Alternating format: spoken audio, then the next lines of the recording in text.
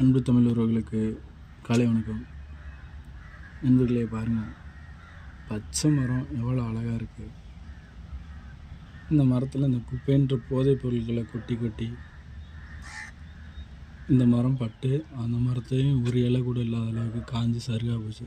அதை சுற்றி இருக்கிற எல்லா மரமும் நல்லா இருந்துச்சுனாலும் இந்த ஒரு மரம் இந்த இடத்துக்கே இதாக இருக்குது. பாருங்கள், இந்த மரத்தினால இந்த மரத்துக்கும் பயன் இல்லை, இந்த மரத்தை சுற்றி இருக்கிற மற்ற மரங்களுக்கும் பயன் இல்லை. பறவைகள் கூட அந்த இடத்துல கூடு கட்ட முடியல, தங்கி இருந்துட்டு ஓடிடுது. இந்த மாதிரி ஒரு சிலரோட வாழ்க்கை அமைஞ்சிடக்கூடாது. அதனால் தயவு செஞ்சு இந்த தமிழ் சமுதாயம் என்றைக்கும் இந்த போதைப் பொருள்ன்ற ஒரு குப்பமேட்டுக்குள்ளே போகாத அளவுக்கு எல்லோரும்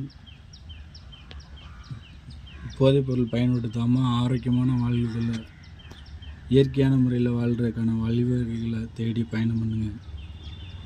ஏன்னா இந்த போதைப் பொருள்னால் இப்படி இருக்கிற வாழ்க்கை இப்படி மாறுறதுக்கு ரொம்ப நாள் ஆகாது. நல்லா இருக்கிறோன்னு நினச்சி எல்லோரும் எல்லா விதமான போதைப் பொருட்களையும், அதாவது குடிக்கிறதுன்னு இல்லைங்க, ஒவ்வொரு விஷயத்தையும் குடிக்கிறது, சிகரெட் அடிக்கிறது, பான் மசாலா, பான் பராக்கு, எத்தனையோ வெரைட்டிஸில் எத்தனையோ இந்த இப்போல்லாம் ஸ்டாம்ப்பு அது இதுன்னு என்னென்னமோ சொல்கிறாங்க. அதெல்லாம் பயன்படுத்துறதுனால எப்படி இவ்வளோ அழகாக இருக்கிறோன்னு நம்ம நினச்சிக்கிட்டே இருக்கையிலேயே திடீர்னு ஒரு நாள் நைட்டு தூங்கி எழுந்திரிக்கிற நேரத்தில் இப்படி ஆயிரும். அப்போ நம்மளால் எதுவுமே செய்ய முடியாது. இதுக்கு ஒரே காரணம், இப்படி தூய்மையாக இருந்த இடத்த இப்படி குப்பைமேடாக மாற்றினது தான்.